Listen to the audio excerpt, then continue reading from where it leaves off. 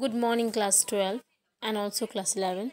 So, we are in chapter banking system, and right now our topic is central bank's method of credit control. So, one of the important functions of the central bank is to control credit, okay?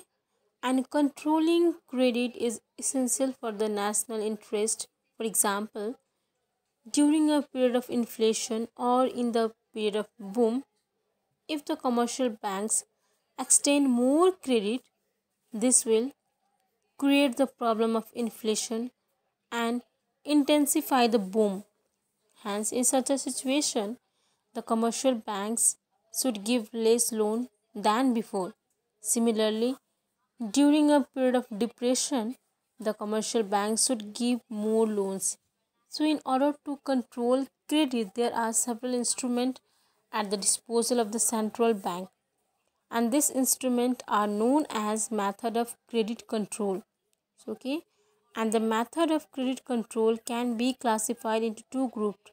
First is quantitative methods and the second is qualitative or selective methods.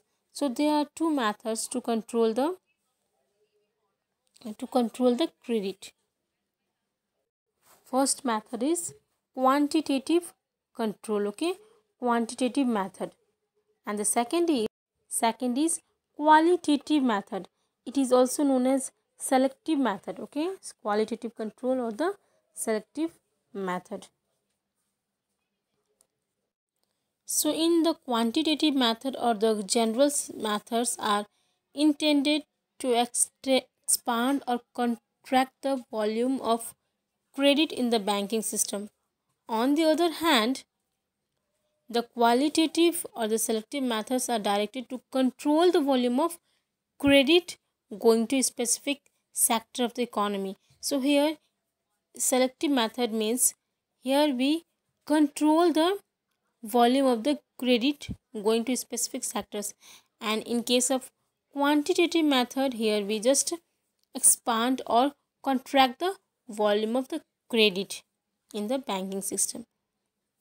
So in quantitative method, the important quantitative methods of credit control are bank rate, open market operations, and variable reserve ratio. On the other hand, there are certain qualitative or the selective method of credit control such as regulation of margin requirement, regulation of consumers credit, direct actions, moral suasion, etc. So one by one we will understand everything, okay? So the first instrument of credit control in quantitative method is bank rate. So bank rate is the rate at which the central bank discount the bill of exchange or other eligible securities presented to it by the commercial bank. So bank rate is those rate at which central bank discount the bill of exchange, okay? Bill of exchange you will come to know in next point, and also other securities, okay, which the commercial bank present to the central bank. Or in other words, we can say that the bank rate is the lending rate of the central bank. So it is a lending rate, it is the rate of interest at which the central bank charges, okay, to commercial bank.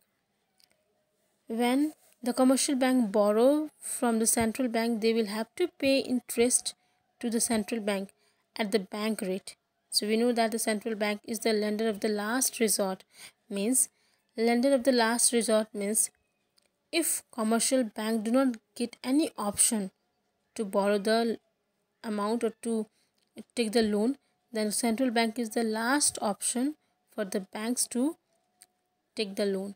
So that is the reason central bank is known as the lender of the last resort. This means that if the commercial bank need money and if they cannot get money from other sources, then they will approach the central bank and they deposit bill of exchange or other securities held by them with the central bank, and in exchange they take the loan from the central bank. Next quantitative control is open market operation. The term open market operations is used in two senses. First, in the narrow sense, the open market operation implies the purchase and sale of government securities by the central bank in the open market.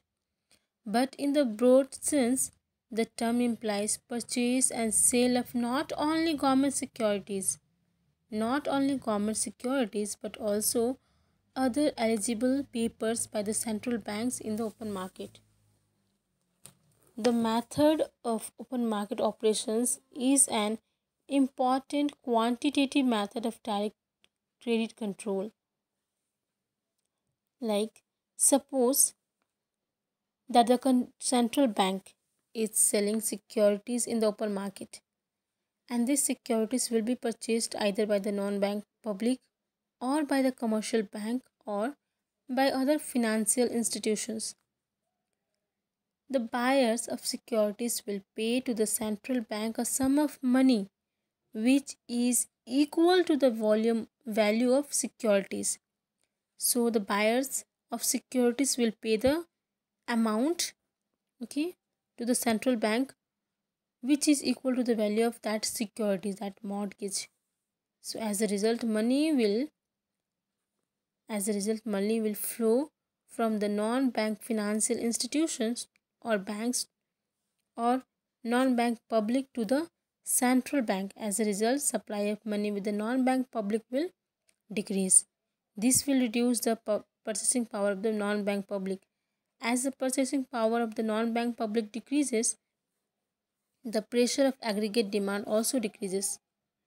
During the period of inflation, when there is a pressure of aggregate demand, the central bank resort to open market sale of securities in order to reduce the pressure of the aggregate demand.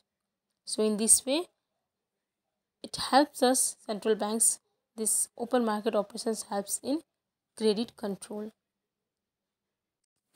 And the third one is variable reserve ratio. So in most of the countries there exists a law or a convention which requires the commercial banks to maintain a fixed proportion of the deposit as reserve with the central bank. So some portions of the fixed deposit commercial bank has to keep with the central bank, and this fixed proportion is known as cash reserve ratio. So the central bank is given the power to increase or decrease this cash reserve ratio. This power of varying the reserve ratio to be maintained by the commercial bank is known as the method of variable reserve ratio. Now let us see how a change in the reserve ratio can regulate the volume of credit granted by the commercial bank. This method of variable reserve ratio is one of the most important method of credit control. It works very quickly and directly. We know that the commercial bank can make multiple expansion of deposit on the basis of reserve maintained by them. The credit creation multiplier depend on the reserve ratio.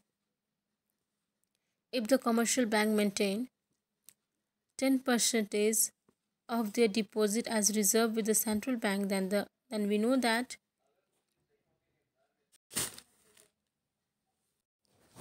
if there is no cash flow drain from the banking system, the credit creation multiplier will be 10, which is the reserve ratio of 10%, okay, which is the equal to the reciprocal of the reserve ratio.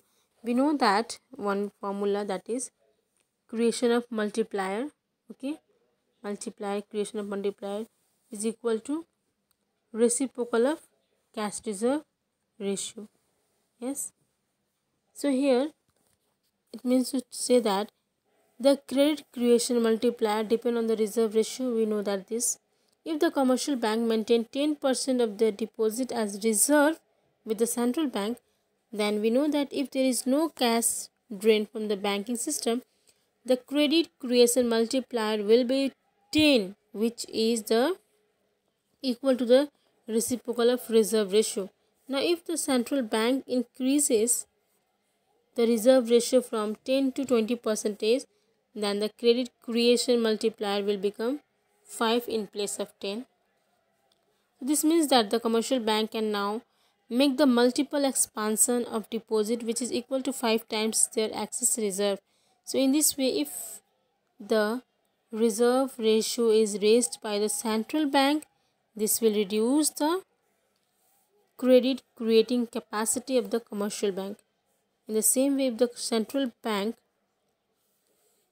reduces the reserve ratio, it will increase the credit creating capacity of the commercial bank.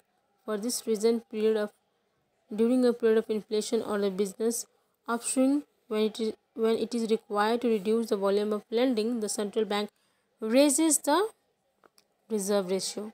Again, during the period of depression, when the money supply with the public should be increased, the central bank reduces the reserve ratio.